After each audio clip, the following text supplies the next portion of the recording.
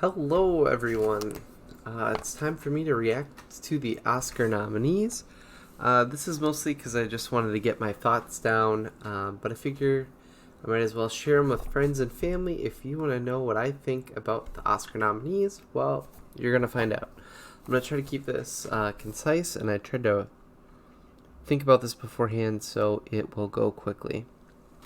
I'll start with the cool awards that people care about the most. So if you get bored, you already hear my thoughts about Best Picture, Actor, Actress, all the good stuff. Alright, Best Picture. We've got Ford v Ferrari, The Irishman, Jojo Rabbit, Joker, Little Women, Marriage Story, 1917, Once Upon a Time in Hollywood, and Parasite. Alright, these are your Best Picture nominees. Overall, I'm pretty happy with this list. Olivia and I have seen 6 of the 9, and now we just have to go see Ford v Ferrari, Jojo Rabbit, and 1917. Kind of missed Jojo Rabbit when it came out in theaters, and same with Ford vs. Ferrari. 1917 didn't come out till really late, so that's why we haven't seen that one. I'm really happy that Parasite is on the list because that is my favorite movie of the year so far.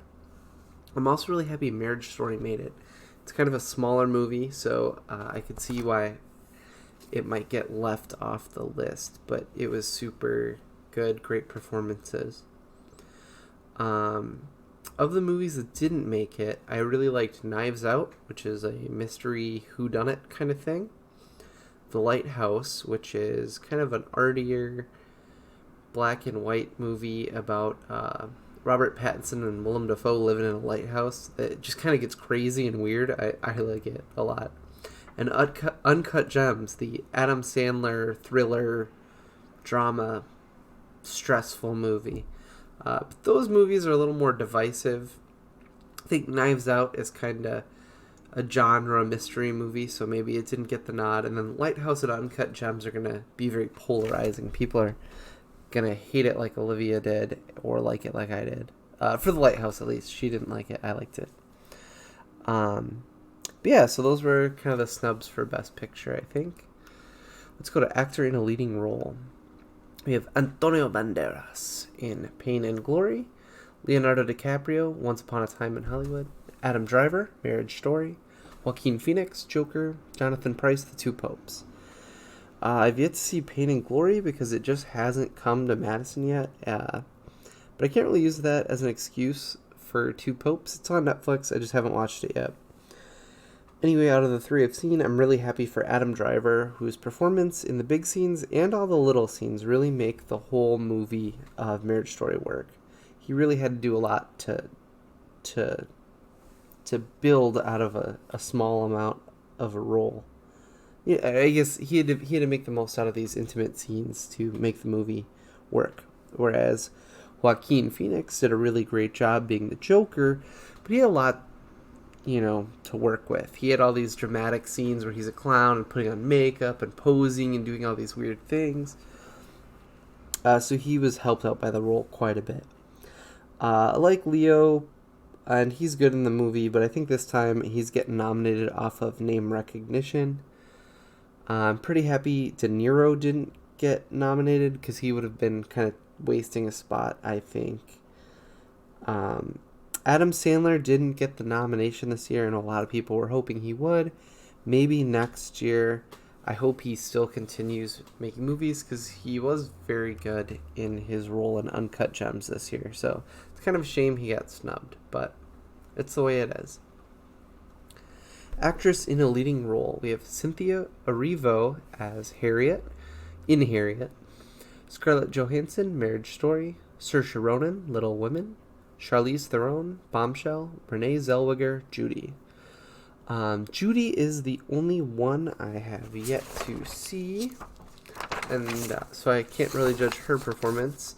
Cynthia Erivo, she got really lucky to be nominated here because her movie just wasn't that great. It kind of felt like, a movie you'd watch in high school that was maybe like a little educational, little religious type thing rather than like a Oscar nominated movie. And the script really made Harriet Tubman feel very stern and unrelatable. So she unfortunately, I didn't think had the best to work with. But she got nominated here, so good for Cynthia.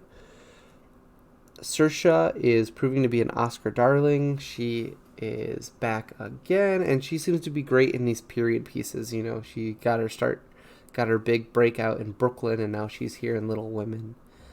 I like her a little more in these olden time things than Lady Bird, but she did good in Lady Bird too.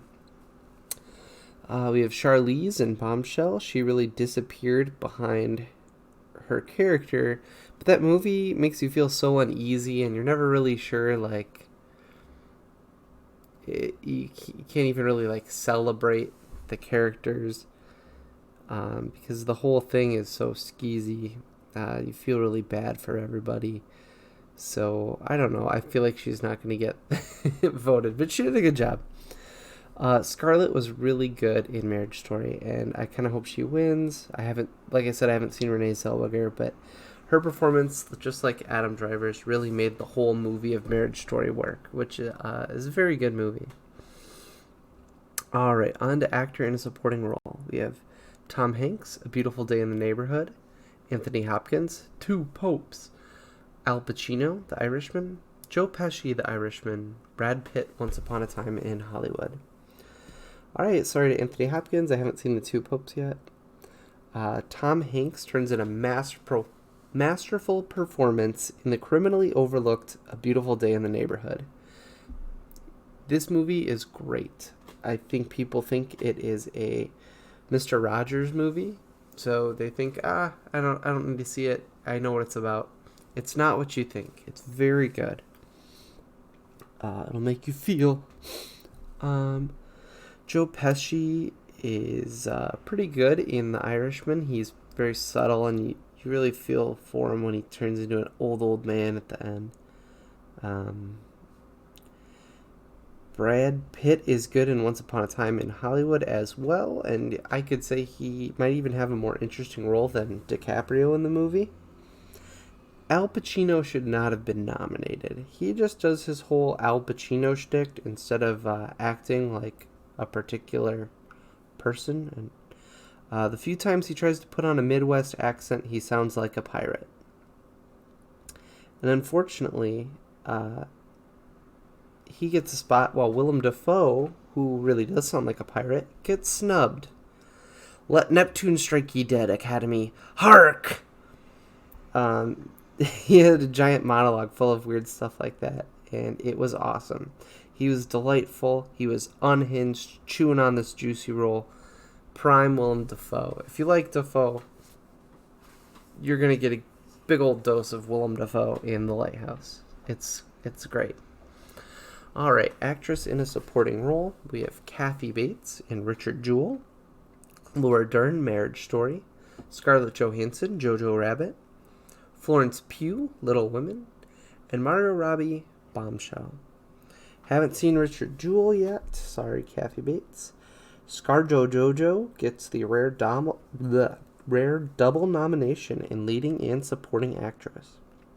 Margot Robbie is excellent as always, but kind of with the Charlize thing. It's terrible to watch her story. It's just a rough movie. Florence Pugh overcomes her unfortunate last name of Pugh by wearing bangs and doing a very good job of pretending to be 13 in Little Women. She does a great job, but I don't think it's a supporting actress nominee-worthy role. But good for her. And Laura Dern, her co-star in Little Women, gets nominated for her turn in Marriage Story. And she is great in a very small role as a friendly and bloodthirsty lawyer. She's my favorite to win, and was my favorite out of the three I had seen. Some people were expecting J-Lo to get nominated for Hustlers, but did they actually watch Hustlers? That movie sucked, and J-Lo didn't do anything special, so I think a lot of times you read articles by people that haven't watched the movies, they just think, oh, J-Lo's getting a lot of buzz. No, Hustlers was bad. Alright, on to animated films. This will be short. I haven't seen any of them. Frozen 2 didn't get nominated, which was surprising. Neither did Lion King, which I was pretty happy about. I don't see how you could do a shot-for-shot remake and get nominated again. But it didn't get nominated, so we don't need to worry about that. I heard Missing Link is good, so I'll have to check that out. Cinematography, we have The Irishman, Joker, The Lighthouse, 1917, and Once Upon a Time in Hollywood. Here's where I'm happy The Lighthouse finally gets its nomination. It looks beautiful. It's in black and white. It gives you this dreamlike look. The colors. The black is good. The white is good. And the gray, also good. It's super weird. It's got tension, unpredictability. I loved it. Olivia did not. But the cinematography was great. So it'd be awesome if it won the one category it was nominated for. I wonder if 1917 will follow in the steps of Birdman. Both movies were shot to be one continuous shot, to kind of trick you into thinking it's one take. And so they awarded the award to Birdman for that in 2015. So we'll see if they repeat that with 1917 this year. Costume design. I think this used to be 3 nominees, and now they've bumped it up to 5. I can never quite figure out what the heck Hollywood is looking for. You know, it seems like I can't really tell who's going to win ever with this or makeup. But I wish Dolomite Is My Name got nominated, because they had really cool costumes, and it would be more fun to see them than The Irishman, which, I don't think they were particularly inspired. Alright, on to directing. One of the more important ones, huh? We have Martin Scorsese in The Irishman, Todd Phillips for Joker, Sam Mendes for 1917, Quentin Tarantino for Once Upon a Time in Hollywood, and Bong Joon-ho for Parasite. Hell yeah, Bong Joon-ho getting a nomination. I'm very excited for him. His movie, Parasite, is fantastic. I really loved it. The other ones, all did a good job. I think, I didn't see 1917 yet. I'd probably give it the edge to Quentin Tarantino or Todd Phillips over Scorsese, but that's just because I didn't care for The Irishman as much as a lot of people did. A lot of people are going to be sad about some of the snubs here. Noah Baumbach, I wish would have been nominated for Marriage Story, because that movie was great. A lot of people are going to be talking about how it's an all-male slate this year, and that Greta Gerwig got snubbed. But I think the worst snub is Mariel Heller for A Beautiful Day in the Neighborhood. That movie rocked, and I think people just didn't watch it because they thought it was going to be a Mr. Rogers biopic instead of this touching, heartfelt story. So, pay attention to her work, because if it's anything like this movie, her next movie is going to be great. And go out and watch A Beautiful Day in the Neighborhood. It's awesome, and she deserved the nomination over somebody. We're getting to documentary feature. I don't know too much about these, but there was a documentary, Apollo 11, that everyone thought would win, and it got snubbed. It seems like they did this last year too. Everyone thought the Mr. Rogers documentary would get nominated. They didn't even pick it at all. So, documentary category, weird like that. Who knows? All right, we're on to the stock short. I have not seen any. Can't really comment. Film editing, Ford v. Ferrari, Irishman, Jojo Rabbit, Joker, Parasite. Interesting, a lot of people use these types of awards to see who is going to win, right? They think you got to be nominated for editing and you got to be nominated for director to win, and then they narrow it down from there. Well, if that's the case, it looks like we're going to look for Parasite, Joker, Once Upon a Time misses for editing, so then you could have Irishman in there. Do I subscribe to that theory? I don't know. Editing, it's hard to tell. It seems like some years they pick movies that have very interesting edits and some that don't. I can't really tell what their what they're looking for when they vote for editing. Maybe I'll have to look into that more. International feature film. I really want to see some of these. Corpus Christi from Poland, Honeyland, North Macedonia. How often do you see Macedonia typed out like that, huh? Les Miserables, Les Miserables, as they say in Texas, from France, which is not the musical. It's a documentary, I think, or it's based on riots. Semi-documentarian. I think so, but who knows? Honeyland is a documentary. Pain and Glory, which I really want to see. It just hasn't come to Madison yet, unfortunately. And what is this? Parasite, my favorite movie of the year. So Parasite getting the double nomination for Best Picture and International Feature Film. Honeyland getting nominated for documentary and International Feature Film. So 2 double nominations. Pretty interesting. Makeup and hairstyling.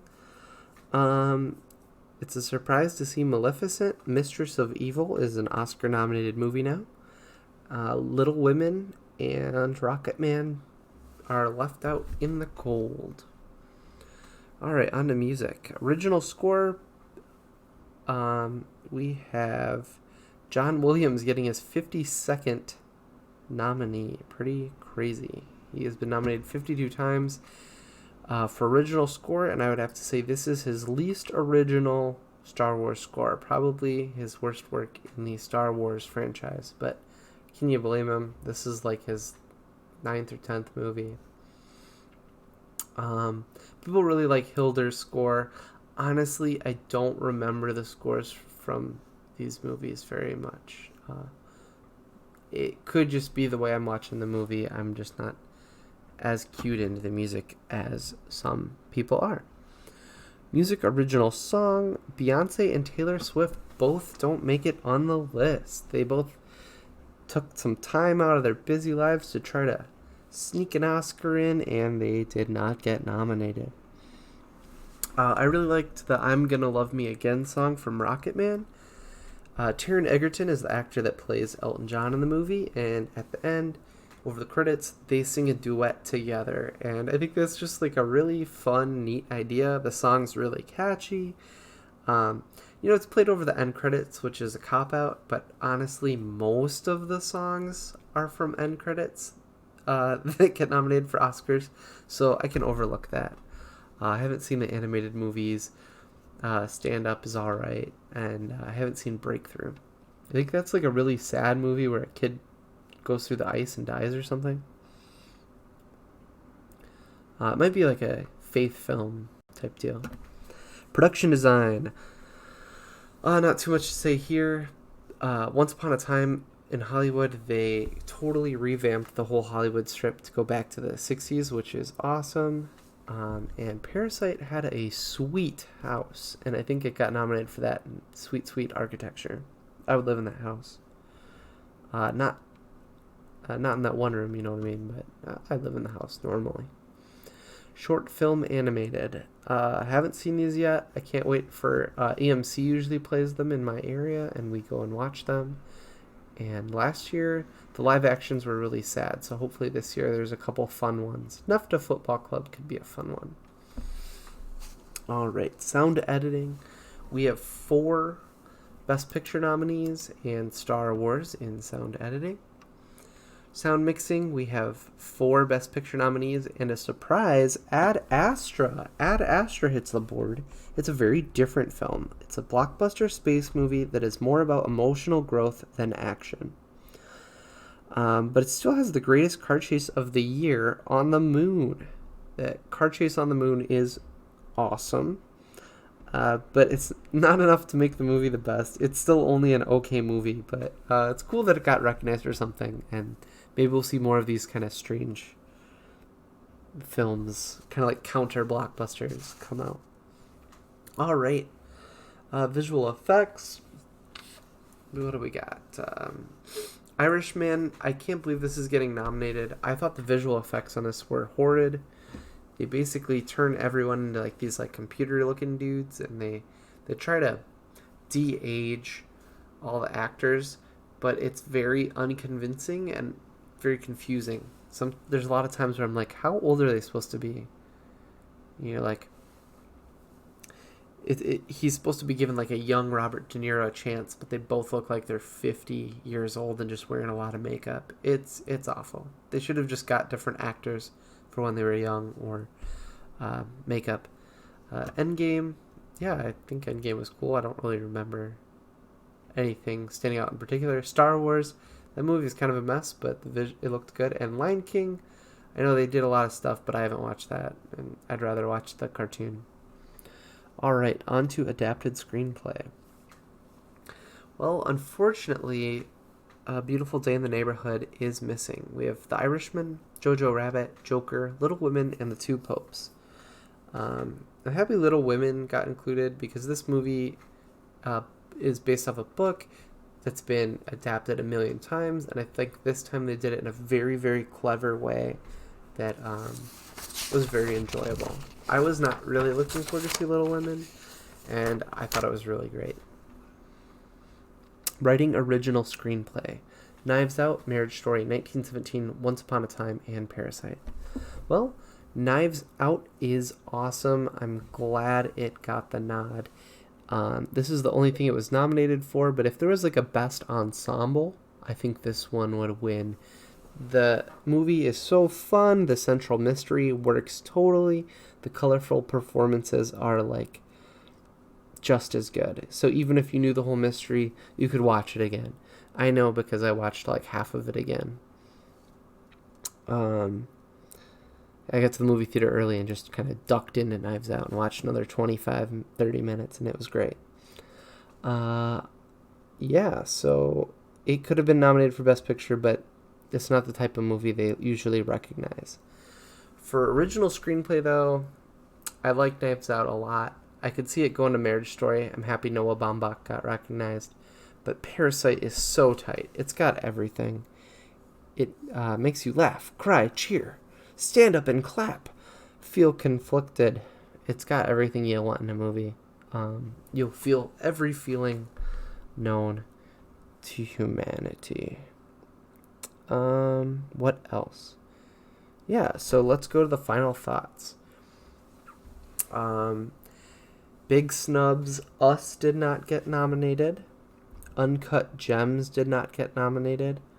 I'm fine with Us not getting nominated. It just, Get Out was so awesome, and Us did not quite meet that bar. So it's hard. You're always going to get compared. Your second movie is going to get compared to the first one, especially when the first one's a hit. So I'm really excited to see what Jordan Peele comes up with next, though. I want him to make a bunch more cool horror movies, or whatever he wants, I guess. Dolomite Is My Name with Eddie Murphy, a Netflix movie, deserved some love, whether it was costumes or something. That movie is really funny, really raunchy, and it's just so nice to see Eddie Murphy back. You know, you could give him a nomination. It just feels like you're back with an old friend, you know? Uncut Gems didn't get anything. Feel bad for the Safdie brothers. The cinematography was so stressful and tight. It was very good. But some people are going to hate that stressful nature of it. All right, so we've got a bunch of really good films that got one nomination. So that'd be The Lighthouse, Knives Out, and A Beautiful Day in the Neighborhood. All movies that are great, only got recognized for one. And let's look at the big dogs. We got Joker with 11, leading the pack. Then The Irishman, 1917, and Once Upon a Time are right there with 10 nominations. Boy, the Best Picture category seems wide open. You know, I could see it going to Irishman. I hope not. It's a Netflix movie that is very long and maybe one of the more boring ones out of these. I could see it going to Hollywood, 1917, even Joker, because Joker is nominated for so many. I really hope it goes to Parasite, but I just don't know if it's gonna overcome the subtitle barrier. We'll see. It's going to be an exciting year. Ended up being a great year for movies. There's a bunch of garbage during the first 8 months of the year, and the back half has been loaded. So if you like movies, go out and see some because it's chock full of good ones. All right, that's my reaction to the nominations, and I hope you enjoyed. Let me know what you guys think got snubbed.